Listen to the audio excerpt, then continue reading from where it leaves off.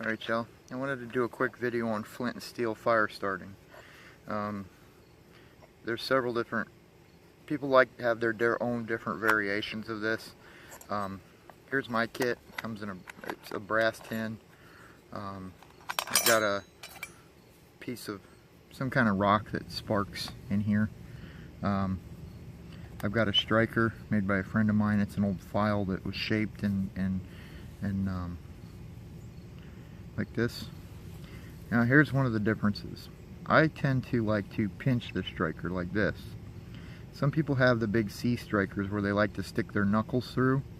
I don't like that because if you miss it all on your strike, you're gonna bust your knuckles. I prefer the pinch method. I feel like I have more control over it. And when I do this inside my tin here, I also have a little tinder bundle prepared out of jute twine. Inside my tin here, I've got a little piece of leather, piece of buffalo hide. And I keep that in there for a couple different reasons. One, if I'm doing friction fire, I can use this as my ember pan to collect my ember. And also, if I need to nap or pressure flake my piece of rock here to get a sharp edge, then I've got a pad to do that on, and I can use the corner of my tool to chip away at the stone until I get a nice sharp edge. Also, when I do my char cloth, I use the tin on whatever I'm using to make the char cloth, usually denim, and I will set the tin on the material and trace it out and then cut it out, and I'll get several sheets of that, and that way it fits down in the bottom, and then the piece of leather goes over top, and that helps protect my char cloth from getting all raggedy. So what I'll do is I'll take a little bit, about a half a piece of char cloth. You don't really need much on this. I'm just using a big piece because I've got a lot of it. And there's several different methods to this. I tend to like to put the char cloth on top and strike this way. Some people like to put their charred material, whatever it may be. It could be charred natural material, it could be charcoal, charred punk wood, anything like that.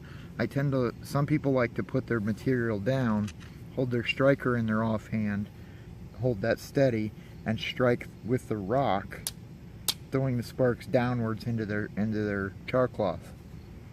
I have more trouble with that, and you almost have to do that with natural materials. But since I have char cloth, this is the method I'm going to show. So I put my char cloth on top of the rock, I take my striker, and again, it's up to preference and how you're comfortable when it comes to striking, but you want to strike, you don't want to smack the rock like this. You don't want to smack it and then glaze off. You kind of want to come down. You're more of a scraping, because what you're doing is you're basically scraping fine fragments of metal that end up glowing, and that's your sparks. And you have to have a rock that's harder than the steel in order to do that. So I can throw some pretty good sparks off this rock. I've got other rocks that throw better sparks, but this is the one I have in my kit right now. And I'm just gonna, and this takes some practice for some people. For me, I've been doing it a long time. You can also play with the angle that you're holding the stone to get better sparks. And you'll notice the more you play with it, the more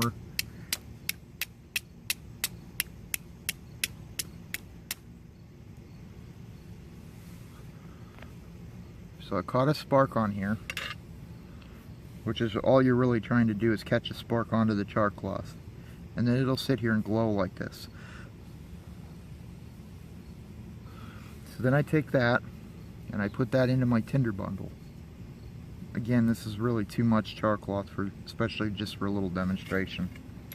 And while this is setting here, because I've got time now, because this char cloth's going to burn for a while, I go ahead and put my striker and my stone away and close my tin so I don't lose anything of it.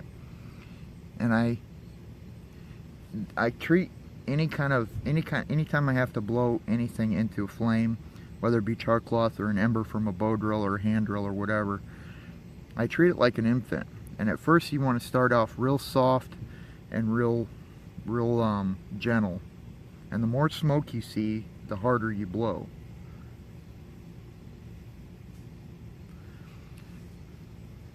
And generally you want to keep this away from your face a little bit.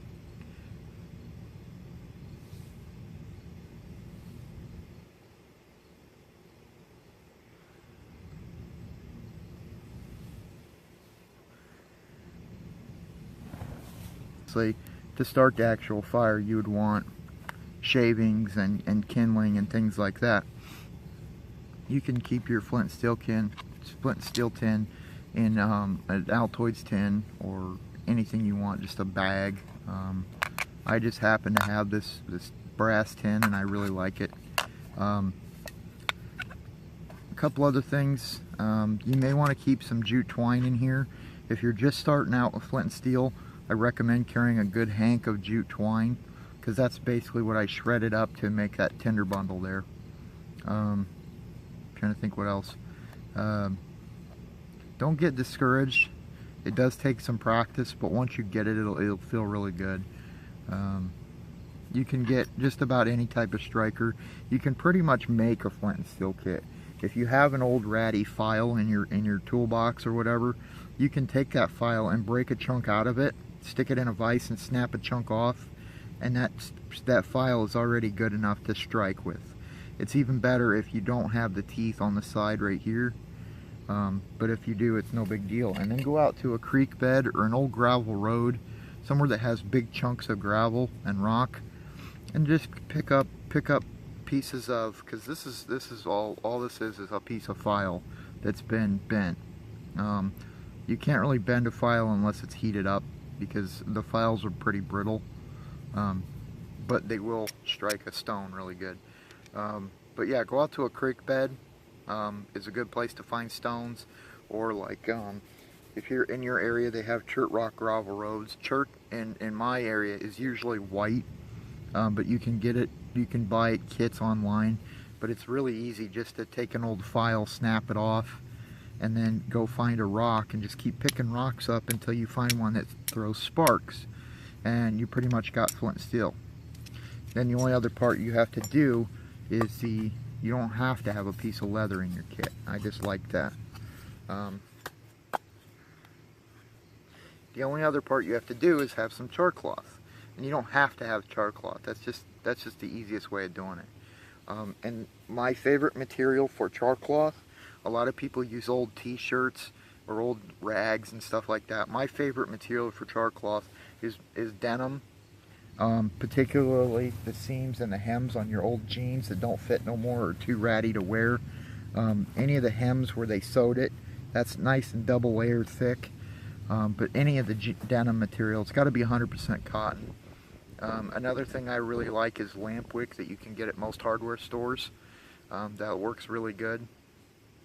And you just put it in a tin, and I wouldn't recommend doing it in your wife's oven, but you could take it out in your backyard on your barbecue grill or something, and throw it on your grill in an old Altoids tin or any kind of metal tin, and poke a tiny little hole. You don't want a big hole, but poke a tiny little hole.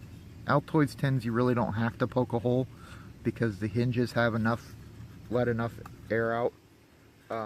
What you're basically trying to do is burn it without oxygen, and so you char it instead of burning it, and then just put it in the fire until it stops smoking and pull it out, and you've got char cloth. But always test your char cloth before you take it out in the field, because sometimes you have a batch that either got cooked too long or not cooked enough. Usually you want a nice even black color to it. If it starts turning like a light gray, it's overcooked, or if you can still see the blue color or a brown color, it's not cooked enough. You just kind of got to play with it, but you can make a flint and steel kit for next to nothing, and have a lot of fun with it. It's a good, reliable way of starting a fire. But anyway guys, I hope you enjoyed this video, and thanks for watching.